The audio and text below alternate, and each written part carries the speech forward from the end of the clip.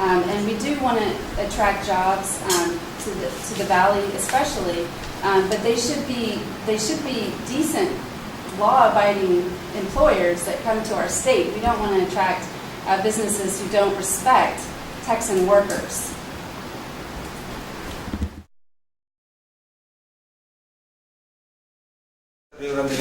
Joker y Héctor Guzmán de Fuerza Laboral, ellos van a conducir la conferencia de prensa del día de hoy. Ok, como hay videos en inglés y en español, vamos a hacerlo en inglés y en español. Yo soy Héctor Guzmán López, coordinador del Centro de Trabajadores Fuerza del Valle. Nosotros estamos respondiendo a una necesidad de nuestras comunidades en el Valle, desde la ciudad de Río Grande hasta Bronzeville y la isla, Puerto Isabel y toda esa área. My name is Héctor Guzmán Lopez. I'm coordinator for Fuerza del Valle Worker Center. We are responding to a need in our communities from Rio Grande City all the way to the island and Bronzeville, Port Isabel area. Como sabemos, hoy es el día de labor, Labor Day, aquí en Estados Unidos. Y aquí estamos reunidos para platicar un poco sobre la situación de derechos laborales. Breaks are very rare. In this legislative session, we will be fighting to make it a law that every 4 hours a construction worker has a 15-minute water break, so they can, rest and drink water. It's very hot here in Texas. 24% of Texan kids live in poverty. That's practically 1 in 4. Texas es el único estado trabajador. Texas is the only state where we don't have mandatory workers' comp to help workers with medical bills if they get injured on the job. We will be fighting this legislative session to try to change that as well. El Centro, we organize at a state level with other worker centers to push laws that help Texan workers. It's called wage theft locally and nationwide. Anywhere where there's immigrant communities and poor workers, we see this phenomenon happening by bosses, managers, and subcontractors that are unscrupulous and refuse to pay workers. And this is really something that shouldn't be happening in the 21st century. This is from 100, 200 years ago, but it's still happening. Se le está negando. Workers are being denied pay in many ways. Many times they're not paid overtime. Many times they're not paid anything at all. Here in Bronzeville in particular, we know there's a lot of businesses that are used to paying whatever they want, as if there's no minimum wage. Workers are being paid $3, $4 an hour, as if we never had minimum wage, established. And we fought for that a long time ago, and we celebrate that Labor Day also. Us here at the Worker Center, we are organizing to let all workers know that it doesn't matter your immigration status, that all workers have a right to fair pay and just pay. We are organizing to defend our rights and to amplify them, to widen them, to make our rights wider. The Worker Center is formed as a consequence of all these problems through the Equal Voice Network here in the Valley, and the Equal Voice Network is a network of 11 organizations based in the community in El Valle.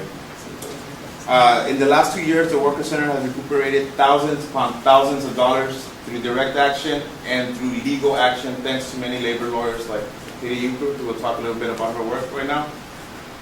And we also work with the statewide network, which in English is called Build a Better Texas Coalition, to pass a stronger wage theft law that gives more power to police departments to investigate, prosecute, and even arrest bad employers that are not paying what they should be paying their workers.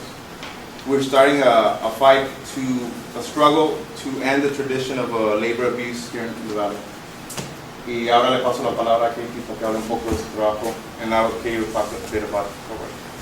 Bueno, muchas gracias a Héctor Guzmán y al Movimiento del Valle por los Derechos Humanos para invitarme a estar aquí con ustedes este día de labor. Me da mucho placer y orgullo estar. My name is Katie Euchre. I'm with Texas Rio Grande Legal Aid. I don't know if I can remember everything I just said, but I was just thanking Hector Guzman, the Fuerza Worker Center, and Alvaro Sosa, the Movimiento del Valle, for inviting me to be on this panel. It gives me great honor to be with you all today to speak about the importance of the worker and what workers do for our country, and the importance of protecting their rights. I'm part of a team of lawyers at Texas Rio Grande Legal Aid that is dedicated to enforcing workers' rights in Texas. But we're not enough. We're very few of us to be able to address all of the abuses that are occurring in the Valley. And so we depend very much on the Worker Center, the new Worker Center, and the work of other organizations such as Movimiento del Valle to provide another resource for workers where they can go and find remedies among themselves to the workplace problems that they're having. The labor laws are set up in the United States for private enforcement, not public enforcement. That's why we don't have very well funded agencies to go out and make sure that the minimum wage is being paid at every place of business. They were set up and they rely on the workers stepping forward when their rights are abused to enforce their rights. And in that way, we depend on the worker to come forward, first of all, to realize that they're entitled to be paid the minimum wage and overtime, and second, to have the courage to stand up against their employer, who they depend on. Even if it's $2 an hour, they're depending on that check every week to pay their bills, to get their school supplies, to get food on the table. So it takes a great deal of courage for workers to come forward, and that's one of the biggest obstacles we have in the Valley is the fear of retaliation by the employer. Now, luckily, the labor laws have anti-retaliation prohibitions so that when a worker comes forward and they've been retaliated against, that we can bring an additional cause of action and seek additional damages when they've been retaliated against. But again, most workers prefer not to do anything because they need that small paycheck every week. Obviously, our governor tells that's what makes Texas so attractive, that we help businesses grow. So I wonder if you can talk on that a little bit more in connection.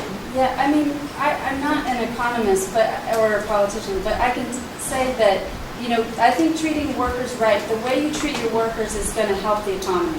I mean, I think that if people are making a decent living wage, then they can spend money. I mean, they're not living in poverty anymore. It's the easiest fix to poverty, to ending poverty, is to pay people a living wage. It's very simple, and that's the law. I mean, we have this minimum wage in place. It's to at least get people, a bare minimum. But it is good for the economy when you treat your workers right as well. And we do want to attract jobs to the Valley, especially.